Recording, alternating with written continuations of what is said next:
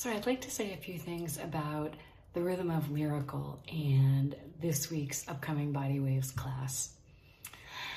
The rhythm of Lyrical is the fourth of the 5 rhythms, and it is associated with a lessening of effort, with ease, and even you could say with lift or suspension. And I actually made a New Year's resolution this year, which I don't fully believe in New Year's resolutions. I feel like sometimes it's just another form of self-abuse when we're trying to shoot ourselves into something, and I don't actually think willpower works all that well. But as an act of practice and not so much an act of will, my New Year's resolution is to invite joy. And joy is associated with the rhythm of Lyrical in the heartbeat map of the 5 rhythms.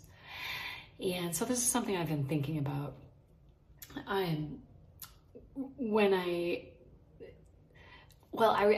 There was this little toy when I was a little kid. My great aunt hosted, and originally my great grandparents. It actually is a party that started when my grandfather and his siblings were young. They started having a Christmas Eve party in their home, and it stayed in the same form for almost 70 years. So my grandfather and his siblings, and then my mom and her siblings, and then me and my siblings and my cousins, and then my son and his cousins would play with this one toy. And it was this thing, I learned that it's called a limberjack. We just called it the dancing man toy. And it had like a wooden board, right? And it was this like wooden kind of planar little dancing guy, and he had all these joints. So you would hit the board and hold the guy with a stick on his back on the board, and he would like his joints were all kind of skittery, and every time he hit the board he would jump and dance. And I loved this toy, and I often think about it in the rhythm of Lyrical. And I've been thinking too about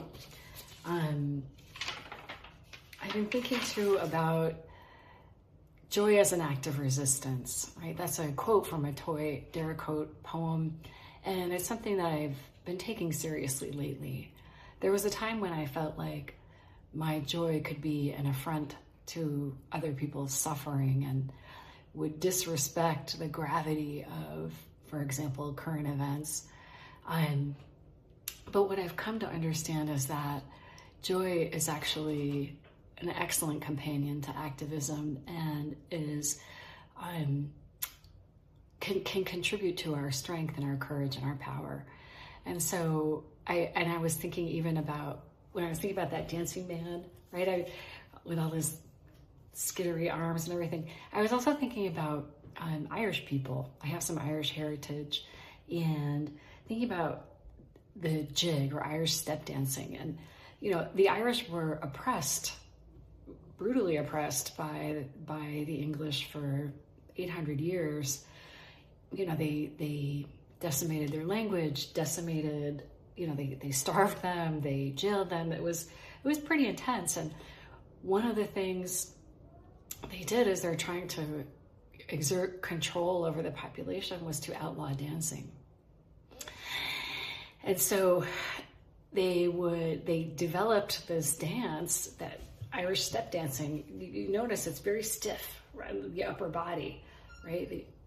You kind of hold your hands by your sides, and it's just your feet that are moving. And that's because the British authorities or the English authorities would be passing by in the lane, and they would look in the windows to see if people were dancing. And they were, but they made it look like they weren't, right, from the window, but their feet were dancing like crazy. So they found a way, even in the face of oppression, to connect with joy, right? And, if you look at the history of oppressive systems, if you look at medieval Europe, for example, if you look at the history of Western culture, in the ancient Western world, people danced, right? The mystery cults involved dancing. And in the early Christian church even, people danced. They danced inside the church, in the churchyard. It was part of their daily lives, right? But as hierarchies began to arise, as kings, started to concentrate power, and as the church developed its hierarchies and began to exert more and more power over people, and as medicine was taken away from village healers, from wise women, and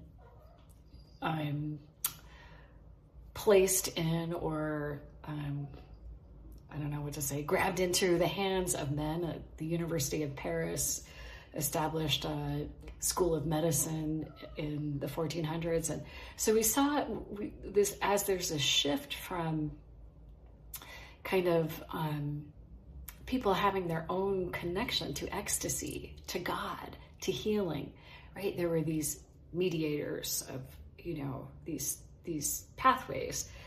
And it was like, now you couldn't connect with God except through, the authorized church person. And one of the things they did was to crack down on dance. They sort of convinced people that it was a benefit to be sort of staid and quiet and still, right? And this got even more exacerbated when we get to the Industrial Revolution, right?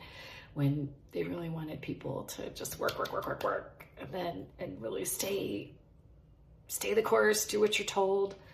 So the suppression of dance, right, is a tool. The suppression of joy, the suppression of dance, is a tool of authoritarian systems. And we have so many different layers to what we do. There's a lot of different layers to practice. And this simple fact of dancing with freedom and with abandon and with our whole heart and with our whole courage and with our whole creativity, that alone is activism. That alone is a lot. And so I hope you'll consider joining me this Friday as we invite joy and play with the idea of lift and of suspension and the different rhythms. So I hope to see you there. It wouldn't be the same without you.